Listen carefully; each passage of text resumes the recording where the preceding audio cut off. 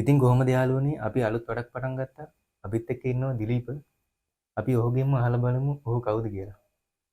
ඔව් මම දිලීප මම ශ්‍රී ජයවර්ධනපුර විශ්වවිද්‍යාලයේ ඉතිහාසය හා පුරාවිද්‍යා අධ්‍යනාංශයේ දැනට සිවන වසර විද්‍යාර්ථයෙක් විදිහට ඉගෙන ගන්නවා. දිලීප සමාජයේ දැන් මෙහෙම මතයක් තියෙනවනේ. කලාකාරයෝ වැඩක් නැහැ. කලා විෂය ධාරාව කරන වැඩක් නැහැ. එතකොට ඔයා කලා විෂය ධාරාව ඉගෙන ගත්ත කෙනෙක් හැටියට ඔයා මොකක්ද කියන්නේ? ඇත්තටම කලා විෂය ධාරාව වැඩක් නැහැ කියලා කාටවත් එහෙම කියන්න අමාරුයි. මොකද එක් එක් විෂයන් වලට පුද්ගලයෝ විවිධාකාරයෙන් දක්ෂතා දක්වනවා.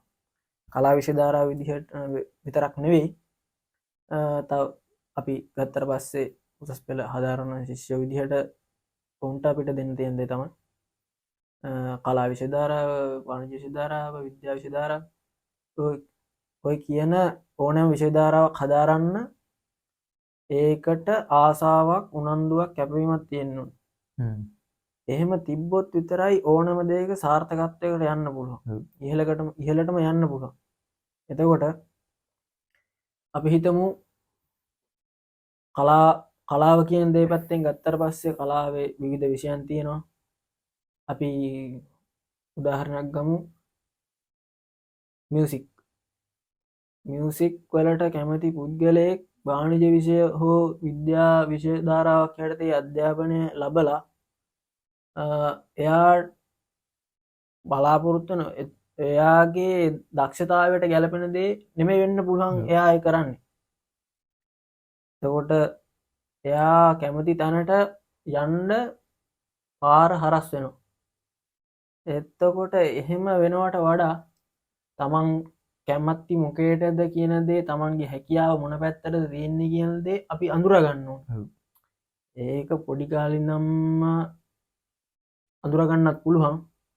පසු කාලීනව යම් කිසි කෙනෙක් අඳුර ගන්නත් පුළුවන්. ඒක ලොකු ප්‍රශ්නයක්. දැන් ගොඩක් කෙනෙක්ගේ හැකියාව කොහොමද අඳුනගන්නේ කියලා නේද? ඔව්. ඒකට අපිට මෙහෙම කියන්න පුළුවන්. බොහෝ අවස්ථාවන් වලදී කුඩා කාලයේදී ඒක අඳුර ගන්න පුළුවන්. පොඩි ළමයි විවිධ දේවල් වලට දක්ෂතා දක්වනවා. විශේෂයෙන් ඔය නවයෝන්ගේ ටීනේජ් අවදිනේ. නවයෝන්යේදී එහෙම දක්ෂතා දක්වන විවිධ අංශ වලට දක්ෂතා දක්වන පිරිස් ඉන්න පුළුවන්. අපි උදාහරණයකට ගමු, පොඩි ළමයෙක් සාමාන්‍යයෙන් ඉගෙන ගන්න පොතපත ඉගෙන ගන්න දේවල් වලට අමතරව ඒකට කැමැත්තක් නොදක්වන සමහර දරුවෝ ඉන්න පුළුවන්. අපි දැකලා තියෙනවා පොඩි සර්කිට් කෑලි අරගෙන ඒ වැඩ කටයුතු කරනවා, තාක්ෂණික දේවල් වලට නැඹුරුවක් දක්වන පිරිස් ඉන්නවා. අපි හිතන්නේ ඒක පොඩි දෙයක් කියලා. සමහරවිට ඒක අපිට ලොකු දෙයක් විදිහට දැනුනේ නැතුවට ඒ ළමයා කැමති දේ, ආස දේ වෙන්න පුළුවන්. දැන් ලෝකේ මේ දේවල් සෑහෙන්න ව්‍යාප්ත වෙලා තියෙන්නේ. මේ දේවල් එක්ක ලෝකේ ඉදිරියට යන්න පුළුවන් තත්ත්වයක් දැන් නිර්මාණය වෙලා තියෙනවා මේ ලෝකේ. ඒ නිසා ඒ හැකියාවන්, දක්ෂතාවන් හඳුනාගෙන ඒ අවස්ථාවන් ඔවුන්ට ලබා ගන්න කටයුතු සලස්වීම අවට සමාජයේ යන්නේ යම්කිසි පුද්ගලයෙක්ගේ අවට සමාජයේ ඉන්න බාහිර අනිත් පිරිසගේ වගකීමක් විදිහට මම දකිනවා. පොඩි ළමයට අඳුර ගන්න බැරි වෙන්න පුළුවන්. ඒවට පිටයි ගුරුවරු වෙන්න පුළුවන්. ගුරුවරු, දෙමව්පියෝ ඒ හැමෝටම අඳුරාගෙන ඔවුන් ඒ අවස්ථාවට යොමු කරනවා. ඒ වගේම තමයි කලාව කියන්නේ කලා කටයුතු පිළිබඳ හදාරන්න හැකියාව, දක්ෂතාවයක්, උනන්දුවක් තියෙන පුද්ගලයාව ඒ දේවල් වලට යොමු කරන්න ඕනේ. එහෙම නැතු එයාව වෙනත් දේවල් වලට යොමු කරලා එයාගෙන් ගන්න පුළුවන් ප්‍රතිඵලේ නැති වෙනවා. එතකොට ඒක ලොකු හානියක් මම දකින විදිහට. ඒ නිසා කලාව කියන දේ අතහැරිය යුතු නෑ හැමෝම. මම කියන්නේ හැමෝම කරන්න ඕනි කියලා. තව දේවල් තියෙනවා. නමුත් ඒ දේවල් වලටත් දක්ෂතාවය දක්වන පිරිස ඒ දේවල් වලින් යොමු කරන්න ඕනේ. එතකොට උන්ට ඒ හරහා ඉදිරියට යන්න පුළුවන්. උන් මේ දේවල් මත සාර්ථක වෙනවා. ඒ නිසා ඒ දේවල් කලා විෂය ධාරාව ලංකාවේ තිබිය යුතුයි. ඉගෙන ගන්න ඕන මිනිස්සු.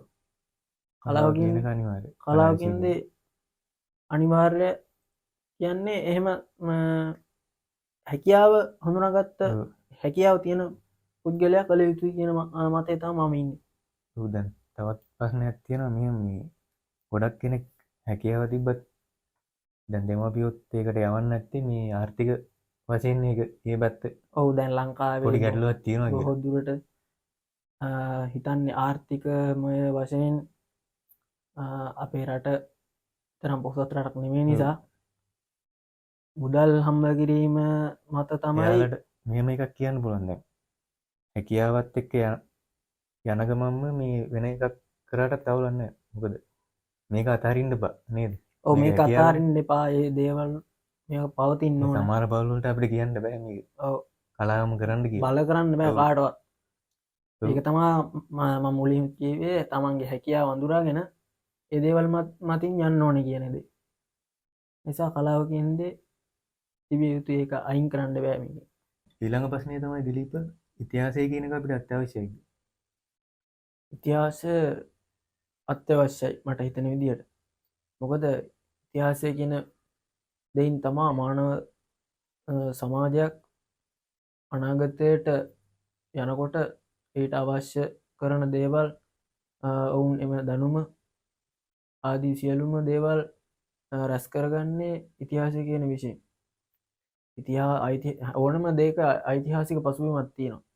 ඒ ඓතිහාසික පසුබිම මත ඔවුන් එක්ස්පීරියන්ස් කරගන්න කියන්නේ අත්දැකීමක් කරගන්න හැම දෙයක්ම අනාගතයේ දේවල් සාර්ථක කරගන්න. එතකොට ඉතිහාසය කියන දේ ඕනෑම සමාජයක වැදගත් අංගයක්.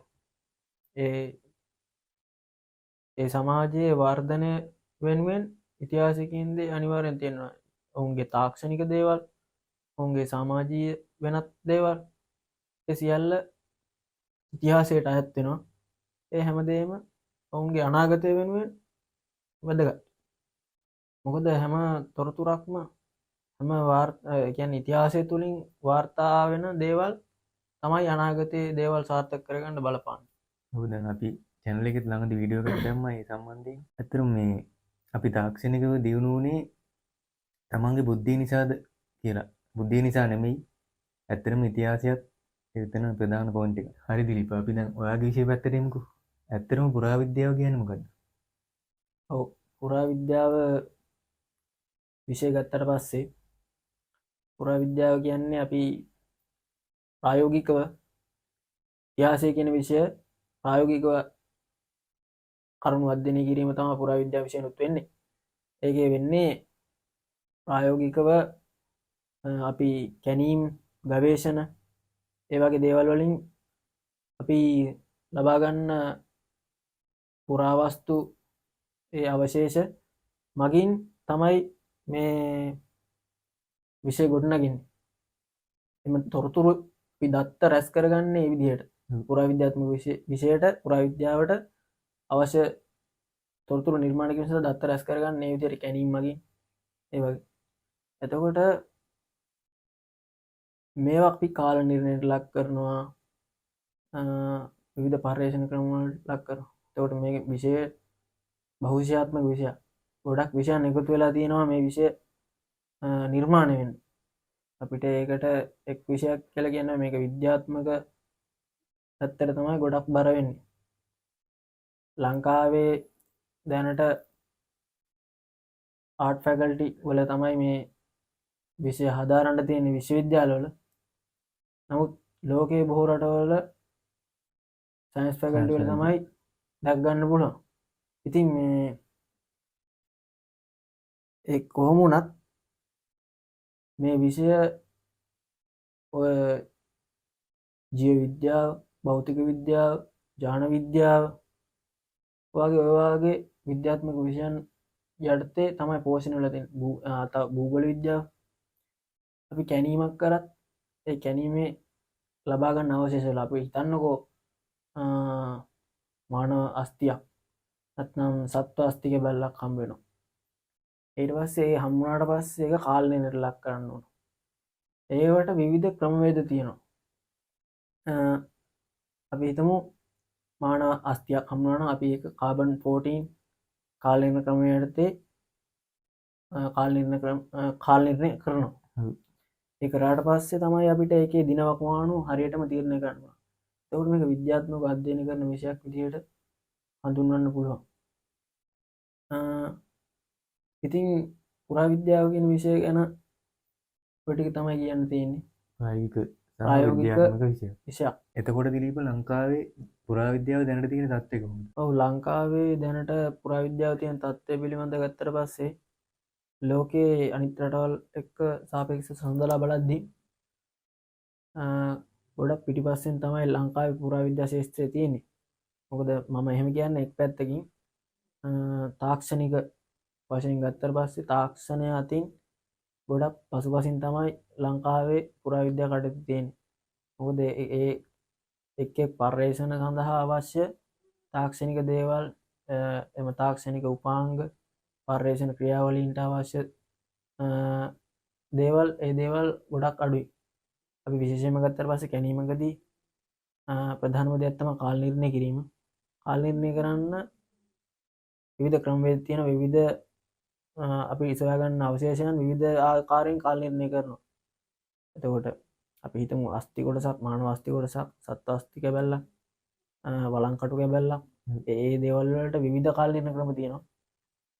ඒ හැම දෙයකම අවශ්‍ය තාක්ෂණික දේවල් තාක්ෂණික සහාය ඒ උපකරණ ලංකාවේ බොහෝ විට අඩුයි.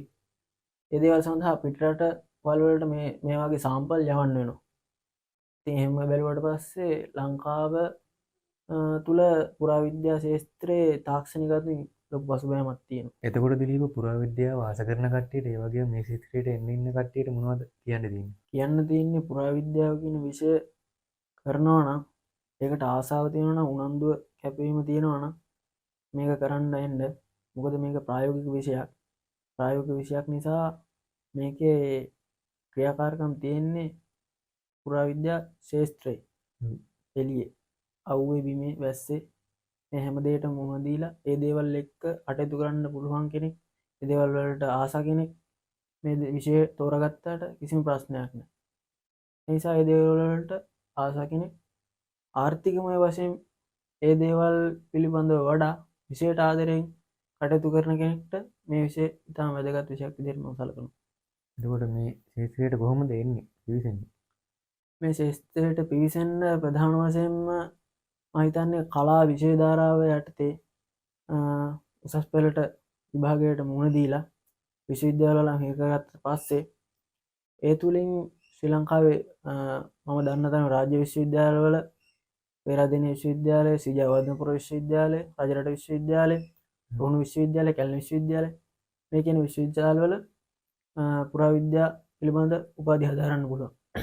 එතකොට ඒ විෂයන් ඒ උපාධි පාඨමාලාවන් හදාරලා පසු කාලීනව පශ්චාත් උපාධි පාඨමාලාවන් හදාරලා මේ විෂය තුල සාර්ථක වෙන්න පුළුවන්. එතකොට ඒ ලෙවල් කරපු ගමන් ඩිරෙක්ට්ම යන්න බෑ. විශ්වවිද්‍යාලයට ගිහිල්ලා තමයි තෝරගන්න තියෙන්නේ.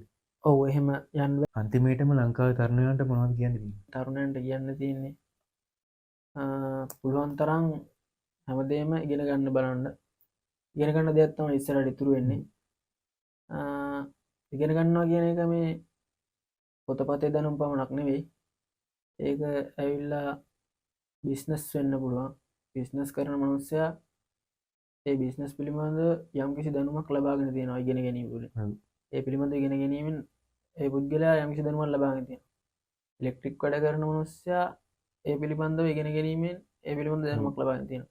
වැඩ කරන මනුස්සයා ඒ පිළිබඳ දැනුමක් ලබාගෙන තියෙනවා. ඒ තම තමන් රැස් කරගත් දැනුම අනුව තමයි ඔවුන් යම්කිසි කාර්යයක් සිදු කරන්නේ. ඒකට අනිවාර්යයෙන් ඉගෙනීම කියන එක අත්‍යවශ්‍යයි. මම ඉගෙනීම කියලා හඳුන්වන්නේ ඒක. එහෙම නැතුව පොතපත භාවිතා කරලා විභාග පාස් කරලා විශ්වවිද්‍යාලයට ගිහිල්ලා ඒ යන පිළිවෙල පිළිබඳව නෙමෙයි මම ඉගෙනීම කියන්නේ. ඉතින් ඒ විදිහට ඕනෑම දෙයක් පිළිබඳව හොඳට ඉගෙන ගන්න ඕන. ඒ නිසා ඒ විදිහට හැමදේම ඉගෙනගෙන ඉදිරියට වැඩක් කරන්න පුළුවන්, සමාජයට රටට වැඩක් කරන්න පුළුවන් මිනිස්සෙක් වෙන්න කියන එක තමයි කියන්න තියෙන්නේ. අද වර්තමානයේ වෙනකොට නම් බොහොම පිරිසක් රට ඇතහැරලා යනවා. මොකද ලංකාවේ දැනට පවතින තත්ත්වෙත් එක්ක ආර්ථික තත්ත්වෙත් එක්ක ආර්ථිකය ඊටාම අඩු තත්ත්වයක ලංකාවේ මිනිස්සු ඉන්නේ. ඒ නිසා බොහෝ දිනක රට අතහැරලා යන ආර්ථික වශයෙන් ස්ථාවර වෙන්න. ඔව්. ඉතින් මට කියන්න තියෙන්නේ ලංකාවේ තුල ඉඳගෙන වුණත් කරන්න පුළුවන් දේවල් තියෙනවා. ඒකේ Tamanට ගැලපෙන්නේ මොකක්ද කියන එක තමන් අඳුනා ගන්න ඕනේ. ඒ අඳුනාගෙන ඒ වෙනුවෙන් මහන්සි වෙලා කැප වෙලා ඉගෙනගෙන වැඩ කරොත් අපිට සාර්ථක වෙන්න පුළුවන්. ඒ නිසා පුළුවන් තරම් ඉගෙන ගන්න ඕනම දෙයක් ඉගෙන ගැනීම තුළින් සාර්ථක වෙන්න කියන තමයි මම තරුණ පරම්පරාවට කියන්නේ. රට ගියත් ලංකාවට රට ගියත් ලංකාව අමතක කරන්න එපා. හැමෝම ලංකාව වෙනුවෙන් තමන්ට ගන්න පුළුවන් කාර්යභාරය යම්කිසි ප්‍රමාණයක් දේ ප්‍රමාණය කරන්න කියලා හැමෝගෙම ඉල්ලනවා. එහෙනම් අපි මේ සාකච්ඡාව මෙතනින් අපි අවසන් කරනවා. දිලීපට අපි ස්තුතිවන්ත වෙනවා අපිත් එක්ක සම්බන්ධ වුණාට. ඉස්සරහටත් මේ වගේ වීඩියෝස් ගේන්න බලාපොරොත්තු වෙනවා. අපේ channel එක subscribe කරලා තියාගන්න. එහෙනම් ඊළඟ වීඩියෝ එකෙන් හම්බෙමු.